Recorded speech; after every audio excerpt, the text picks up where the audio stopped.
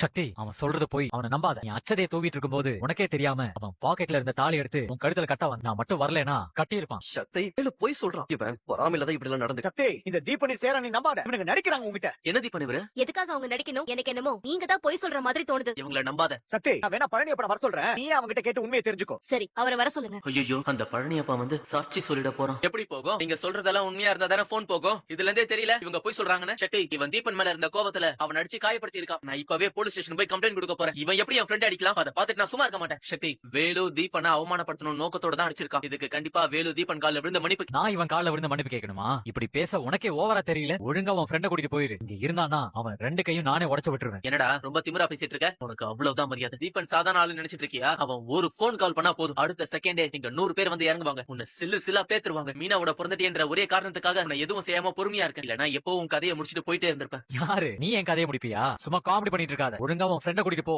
இன்னொரு தடவை அவன் சக்தி கழுத்துல தாலி கட்ட முயற்சி பண்ணா அவன் உடம்புல ரெண்டு கையும் இருக்கு.